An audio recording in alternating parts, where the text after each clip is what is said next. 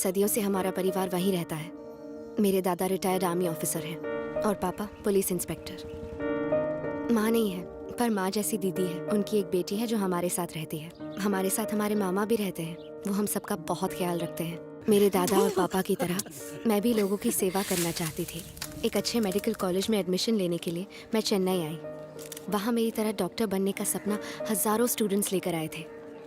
वहाँ मेरी मुलाकात केरला की एक लड़की से हुई, वैशाली। तुम्हारी परसेंटेज क्या थी? 97.25। ओह, मेरी भी उतनी थी। Oh nice. हम सब बेसब्री से इंतजार कर रहे थे कि हमें गवर्नमेंट कॉलेज में सीट मिल जाए। We would like to inform you that all the government colleges seats have been closed. 0.25% से एडमिशन मिस करने पर कई स्टूडेंट्स मायूस होकर कॉलेज से वापस जाने लगे। इसकी वजह ये थी कि गवर्नमेंट कॉलेज में साल की फीस सिर्फ 30,000 थी, जबकि प्राइवेट कॉलेज में पढ़ाई करने के लिए 15 से 20 लाख लग जाते थे। तू पैसों की चिंता मत कर, तुझे डॉक्टर बनना ही है ना। तेरा सपना तेरे पापा पूरा करेंगे। तू बस ये सर्टिफिकेट्स रेडी रखना। चल अब हंस दे। थैंक्स पापा। 0.25 मार्क्स से एडमिशन नहीं मिला। मैं इंजीनियरिंग ही कर लूंगी। नहीं बेटा, मैं तेरा एडमिशन प्राइवेट कॉलेज में कराऊंगा। Private college? हाँ। हम इसकी फीस कैसे भर पाएंगे पापा? अपना घर बेच देंगे। घर बेच देंगे? हाँ। फिर हम सब कहाँ रहेंगे? एडमिशन लेने के बाद तू हॉस्टल में रह लेना और हम दोनों एक छोटा सा घर किराए पर लेकर रह लेंगे। मुझे ये सब ठीक नहीं लग रहा। Final call for admissions. चलिए। All students, please come चलिए here. पापा। मेरे साथ चल, नहीं। तू चिंता मत कर बेटी, I सब ठीक हो repeat, जाएगा। All students, please come here. अगर तुम डॉक्टर बन गई तो घर फिर खरीद लोगी। शायद अपने पापा को ज्यादा खुशी दे सको, लेकिन अपना सपना टूटने मत देना। अब जाओ। आओ बेटा। आ, Vaishali, rank 102, allotted to PK Medical College, Tirunelveli. Congrats। Seat मिल गई ना? हाँ पापा। R Maheshwari, rank number 105, allotted to PK Medical College, Tirunelveli. हम दोनों का एडमिशन तिरुनेलवेली के पीके मेडिकल कॉलेज में हो गया। एक नई उमंग लेकर हम कॉलेज गए। हमारा बैच वहाँ का पहला बैच था। तो थोड़ा बोर्ड घुमा भाई। Excuse me. हाँ, बिल्डिंग तो पूरी बनी ही नहीं, फिर प्रोस्पेक्टस में एक आलीशान बिल्डिंग की फोटो क्यों दिखाई? बनने के बाद बिल्कुल वैसे ही लगेगी। चले वो पतरा जल्दी सरका वहाँ से। हाँ थोड़ा और। आजा बेटी।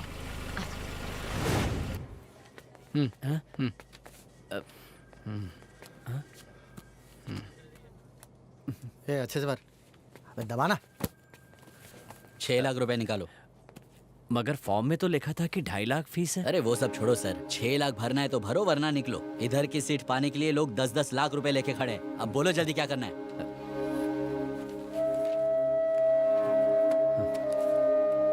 बाकी की फीस कॉलेज खुलने के बाद भर दूंगा।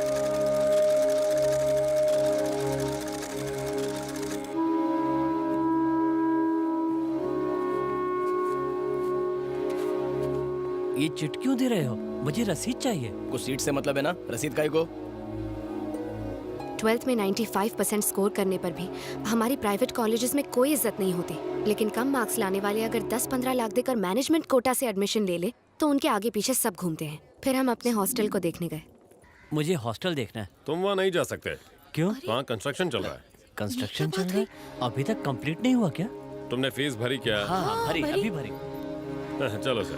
फिक्र मत करो, छोटी सी बात है, हो जाएगा। उसके बाद हमने जाके आउट पेशेंट वार्ड देखा। वहाँ बेसिक फैसिलिटीज भी नहीं थी। सुनिए, यहाँ कोई पेशेंट्स नहीं है? कॉलेज अभी अभी खुला है मैडम, बस थोड़ा इंतजार कीजिए, पेशेंट अपने आप आ जाएंगे। अपने देश में बीमारियों की कमी है क्या? सब इस बात से बहुत परेशान थे। सर, ओपीडी में एक भी पेशेंट नहीं है। ये क्या है? ये क्या ओपीडी की बात कर रहे हो? क्लासरूम भी तैयार नहीं है। पर फीस तो पूरी ले ली। फीस भरने के बाद हमारे साथ स्टाफ का रवैया बदल गया। यहाँ क्या मीटिंग चल रही है?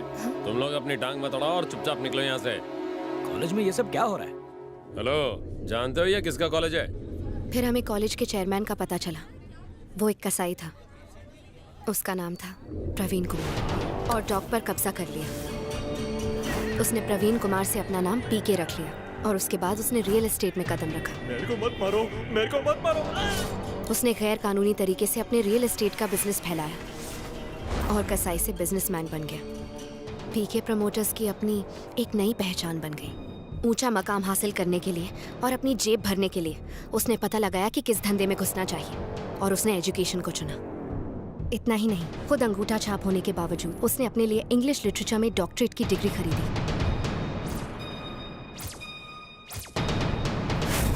और उसके बाद अनगिनत मेडिकल इंजीनियरिंग डिग्री कॉलेजेस खुले।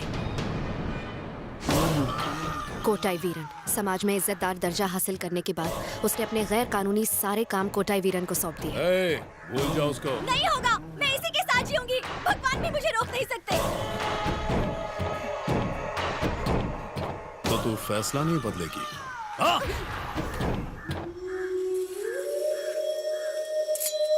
देखता हूँ कैसे थोड़े दिनों में उसको भूल जाएगी। अपनी बिरादरी में शादी करना, माँ बनते ही सब ठीक हो जाएगा। चल निकल। उसकी सिर्फ एक कमजोरी है और वो है उसकी बीवी। भाई, भाभी इंजेक्शन लगवाने से मना कर रही है।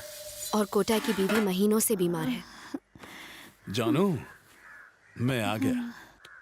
सुई लगाना पड़ेगा। नहीं, दर्द होता है। इस बार नहीं होगा। नहीं होगा ना? नहीं होगा। हाँ, लगा। नहीं। ए, जरा रुक। चल लगा। हो गया ना? हो गया कि नहीं? हो गया। देखा, दर्द नहीं हुआ ना? बस हो गया। कोई बात नहीं, आराम से। कॉलेज ज्वाइन किए 1 साल हो गया है। अब तक कोई फैसिलिटीज नहीं है। प्रोफेसर्स की भी शॉर्टेज है।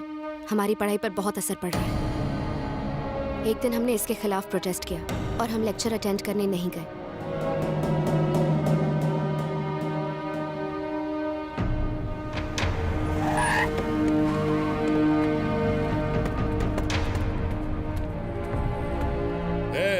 चलो उठो, अपने अपने क्लास में जाओ।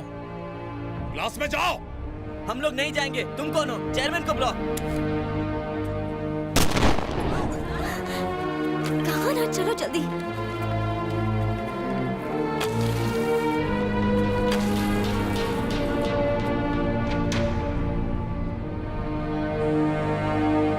तुम्हारे पापा? नहीं, फोन मत उठाना। क्यों? गवर्नमेंट कॉलेज में पढ़ने वाले हमारे फ्रेंड्स अब तक कितना कुछ सीख चुके हैं, लेकिन हमारी हालत देखो। बिना फैसिलिटीज के इस कॉलेज में हम क्या खाक डॉक्टर बनेंगे? अपने पेरेंट्स से कैसे बात करूं, जिन्होंने मेरी पढ़ाई के लिए घर बेच दिया।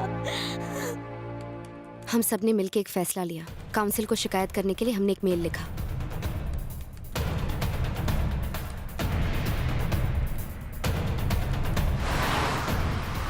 दिल्ली से ऑफिसर्स की टीम इंस्पेक्शन के लिए आई। ना जाने कैसे पीके को ये पता चल गया। उसने इंजीनियरिंग स्टूडेंट्स को पेशेंट बनाया ताकि ऐसा लगे कि पेशेंट्स की कमी नहीं है। हाथ थोड़ा सर दुखता कौन है। हो तुम? सर, मैं पीके कॉलेज का स्टूडेंट हूँ सर। चेयरमैन साहब ने मेरे को यहाँ पे लेटने के लिए 1000 रुपए दिए हैं सर। मेरे साथ 20 लोग और हैं। What is going on in this college? is not medical practice. It's criminal practice. Come on. उसने पैसों के दम पर कॉलेज में भीड़ लगा दी ताकि लगे जैसे कोई प्रॉब्लम ही नहीं है। आप कौन हैं? Atomic professor. इसका पल्स देखो। पल्स चेक करो।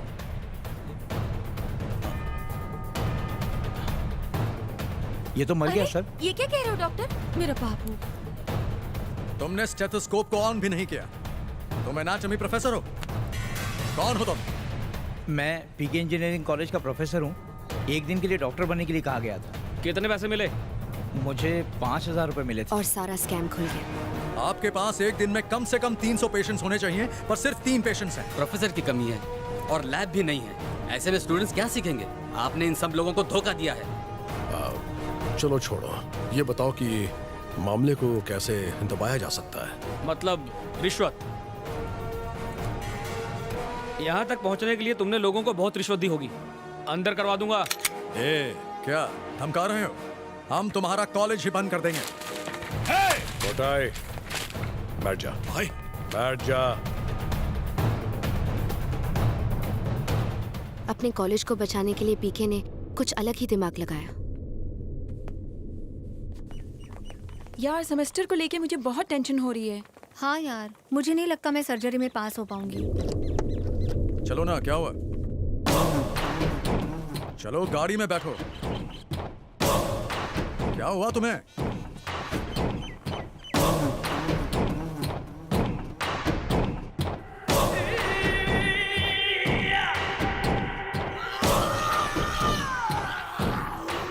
उसके बाद उसके दिमाग में एक बहुत ही घिनौना प्लान आया।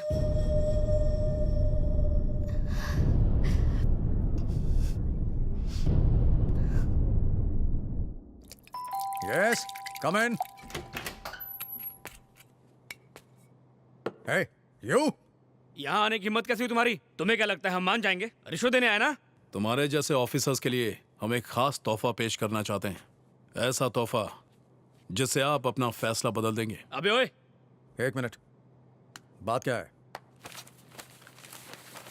ये देखिए, इसमें बहुत सारी लड़कियों की फोटो है। जो भी पसंद है बता दो, तुम्हारी रातें रंगीन कर देंगी।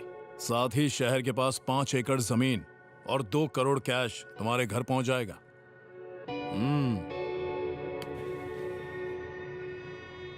बैठो।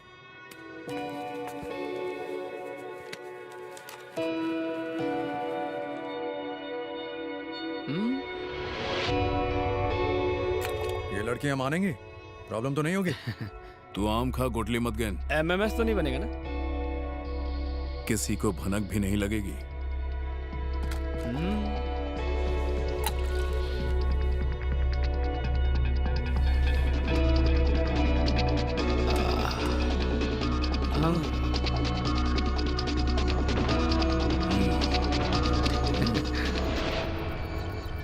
हाँ, 11:30 हो रहा है। तुम लोग अभी तक अपने रूम से बाहर है? Go and sleep.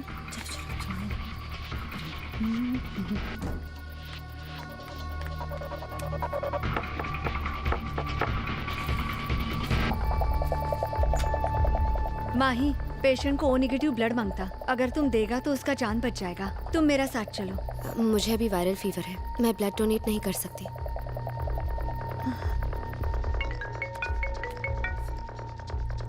हेलो। वो लड़की नहीं है तो फिर? कोई और लड़की चुन लो।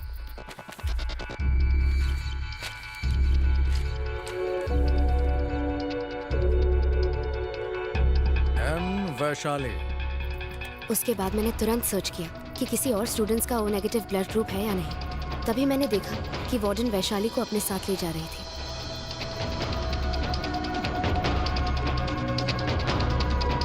मैंने वैशाली का ब्लड ग्रुप चेक किया, वो B पॉजिटिव था।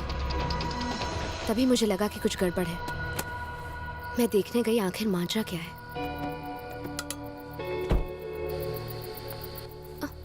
कोटाई वीरन वहां खड़ा हुआ था।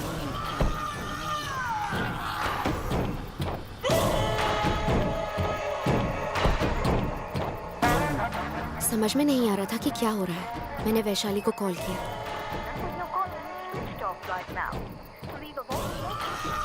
फोन स्विच ऑफ आया।